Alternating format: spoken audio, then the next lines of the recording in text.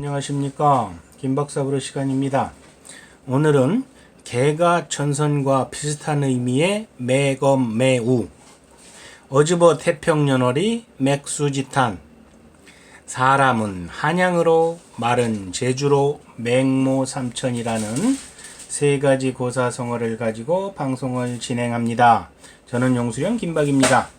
자, 첫 번째 고사성어는 매검 매우 되겠습니다.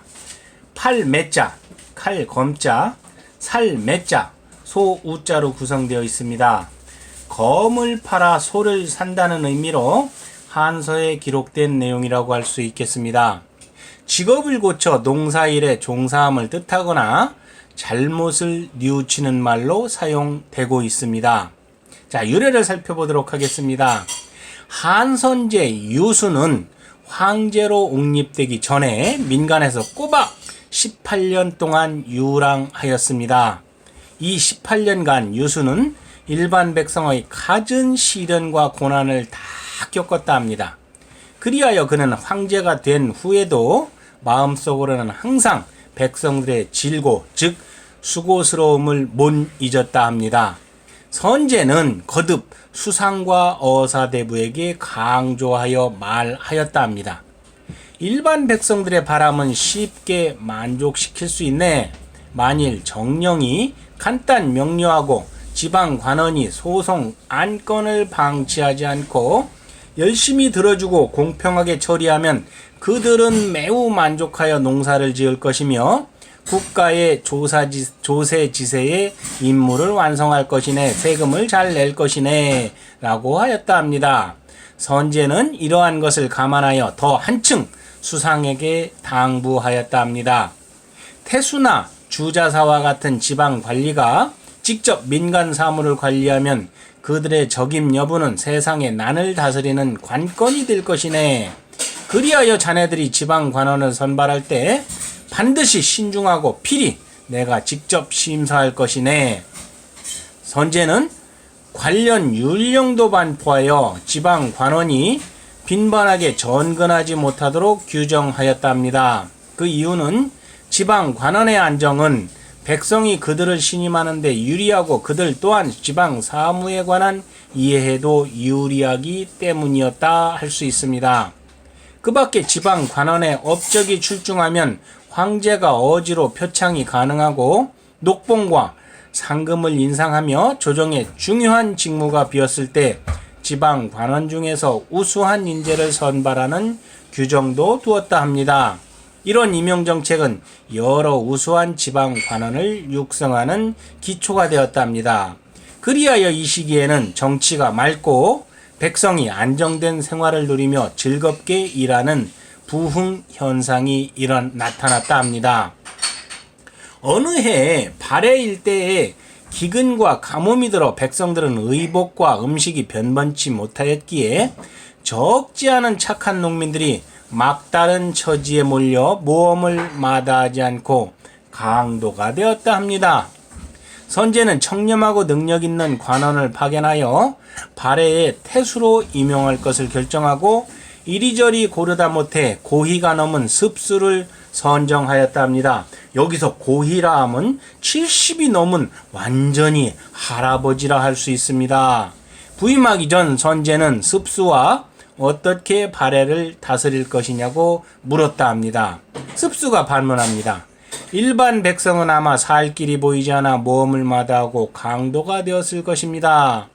이러한 사람들을 놓고 폐하께서는 파병하여 섬멸할 것입니까? 아니면 감화시켜 교육할 것입니까? 선제는 웃으며 말했습니다. 내가 자네를 파견한 것은 당연히 자네가 도덕으로 그들을 감화시킬 것을 바란 것이네. 만약에 군사를 부리려 했다면 나는 다른 사람을 파견했을 것이네 라고 합니다. 습수가 말합니다. 저도 그렇게 생각합니다. 저는 반드시 폐하의 뜻대로 다스릴 것입니다. 하지만 혼란스러운 지역을 다스리는 데는 일정한 시간이 소요될 것이니 짧은 시간 내에 효과를 볼 것을 기대하면 안 됩니다. 저는 수상과 어사가 저의 지역 사무에 간섭하는 것을 원하지 않습니다. 제가 구체적인 상황에 따라 다스릴 방법을 결정하도록 전권을 허락해 주십시오 하고 말합니다. 선제가 말합니다. 이것은 쉬운 일이네. 내가 수상과 어사에게 발해 사무는 자네가 전권 처리하고 있으니 그들한테는 개입 못하도록 할 테니 자네는 안심하고 가서 일을 처리하게. 모든 일은 내가 책임질 것이네. 습수가 깃발을 지니고 마침 발해 변기에 도착하자 일찍이 사병 대우가 나와 응접 보호하였답니다. 습수는 거절하고는 깃발을 든 하인을 데리고 부임하여 일을 시작하였습니다. 그가 부임하고 나서 즉시 백성에게 선포합니다. 무릇 본분에 충실하여 농작물을 가꾸면 모두 좋은 백성이다. 반면에 칼과 검, 무기를 사적으로 숨긴 자는 모조리 강도로 취급할 것이다 라고 반포합니다. 보고문을 반포한 다음 습수는 곡물 창고를 열어 빈민을 구제하라고 명령하였습니다. 부득이 강도로 간주된 자들과 병기를 사적으로 숨긴 자들은 바로 무기를 관부에 팔았고 습수는 가격에 따라 사들였다 합니다. 백성들은 칼을 판 돈으로 소를 사들였고 그로부터 발해는 잘 다스려졌다 합니다. 이러한 이유로 해서 매검매우라는 이러한 고사성어가 생겼다 할 수 있겠습니다. 자, 그림을 한번 보시죠. 아주 멋있는 칼이 몇 자루가 있습니다. 그리고 소들이 있습니다. 아주 사이 좋지요. 검과 소는 아주 상반되는 극반대의 의미를 지니고 있습니다. 전쟁과 평화를 상징한다 할 수 있겠지요. 이것은 무엇을 의미하냐면은 검을 놓고 소와 함께 태평천하를 이루세. 전쟁 없는 세상, 살기 좋은 세상, 그것이 진정 백성이 바라는 삶이라는 의미가 되겠습니다. 자, 아가 황제여 우리들 간신말을 들으시옵소서. 깎아를 줄 것이옵니다. 안 그럼 떼찌할 것이옵니다. 동척하시옵소서. 이렇게 세 번째 그림에서 간신들이 어린 임금에게 협박을 하고 있습니다. 자, 이것을 보더라도 난세는 우의정자들의 책임입니다. 더구나 난세는 간신의 세상이며 난 세다고 여기는 몇몇 영웅들의 등용문이기도 할 수 있습니다. 자, 두 번째 고사성어는 맥수지탄이 되겠습니다. 맥수지탄이란 보리맥자, 빼어날 숫자, 갈지자, 탄식할 탄자로 구성되어 있습니다. 보리만 무성하게 자란 것을 탄식한다는 의미로서 주 문왕 때의 고사에서 비롯된 말이라고 할 수 있겠습니다. 자, 고국의 멸망을 한탄한다는 내용이 되겠습니다. 여기서 어즈버 태평연원이라는 우리나라의 고사 성어도 나타날 수 있겠습니다. 중국의 고대 3왕조의 하나인 은나라의 주왕이 음락에 빠져, 음락이라는 여기서는 아주 술이나 여자에 빠져서 폭정을 일삼자 이를 지성으로 가난 신하 중 3인으로 불리던 세 왕족이 있었답니다. 미자, 기자, 비간이 그들입니다. 미자는 주왕의 형으로서 누차 간했으나 듣지 않자 국외로 망명합니다. 기자도 망명합니다. 기자는 우리가 역사책에서 배웠던 기자조선의 그 기자입니다. 그는 신분을 감추기 위해 거짓 미치광이가 되고 또 노예로까지 전락하기도 했습니다. 그러나 왕자 비간은 끝까지 간하다가 결국 가슴을 찢기는 극형을 당하고 죽었다고 알고 있습니다. 이윽고 주왕은 삼공의 한 사람이었던 서백, 즉 훗날의 주 문왕의 아들 발에게 주살당하고 천하는 주왕조로 바뀌게 됩니다. 은나라에서 주나라로 왕조가 바뀐 것입니다. 주나라의 시조가 된 무왕 발은 은왕조의 봉제사를 위해 미자를 송왕으로 봉했습니다. 그리고 기자도 무왕을 보좌하다가 조선왕으로 책봉되었다 합니다.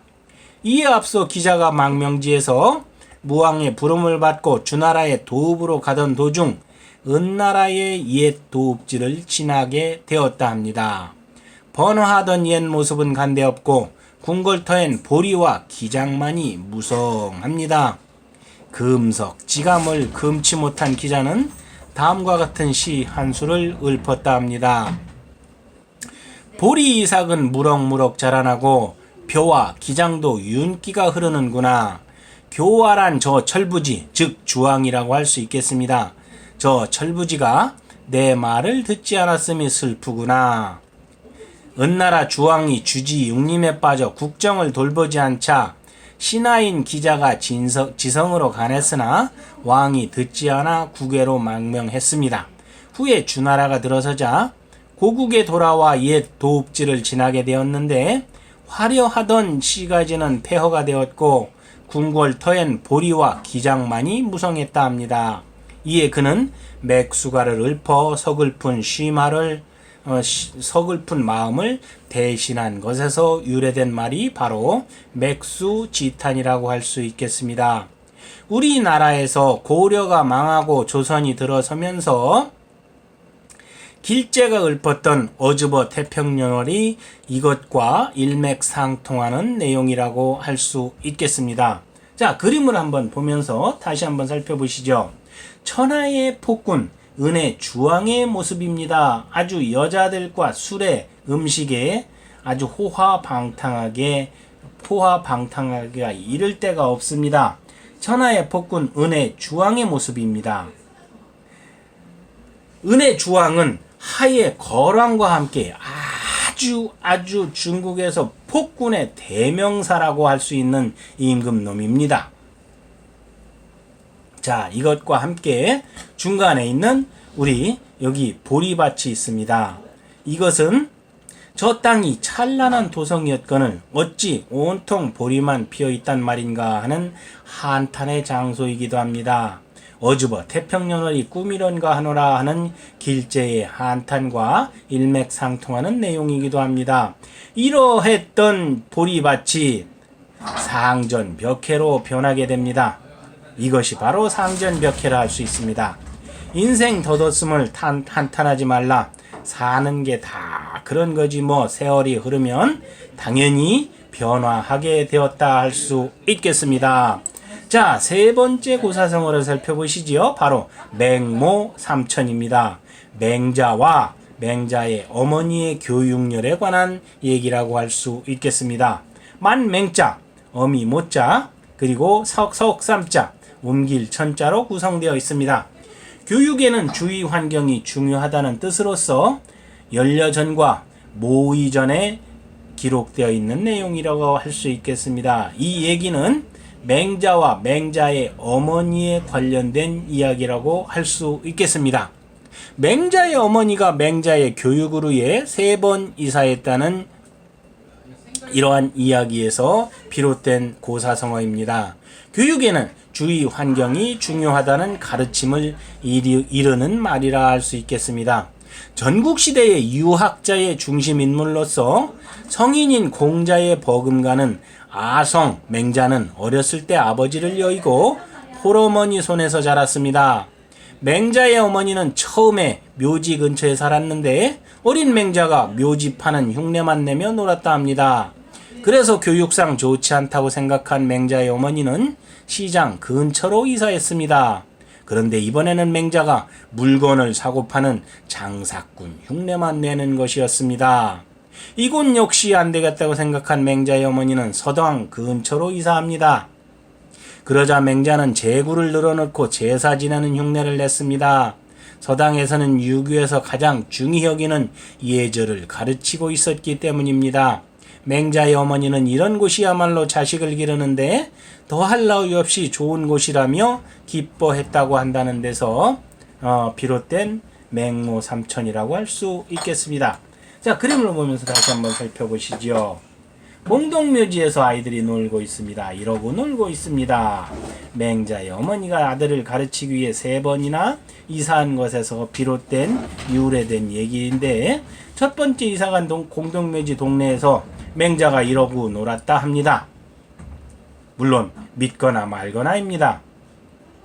자, 두 번째 그림에서 두 번째 이사간 시장에선 이러고 놀았을지도 모르지롱 하는 이러한 말이라고 할 수 있겠습니다. 자, 세 번째 그림엔 아주 무서운 호랑이 훈장님이 있습니다. 세 번째 이사간 서당 동네에 이런 훈장님이 있다면 맹자의 어머니로서는 대박! 공부 안 할래야 안 할 수가 없으니 아주 최고의 교육 환경이라 말할 수 있겠습니다. 자, 이상으로 오늘 김박사 불호를 마치도록 하겠습니다. 저는 용수령 김박입니다. 다음 시간에 뵙도록 하겠습니다. 감사합니다.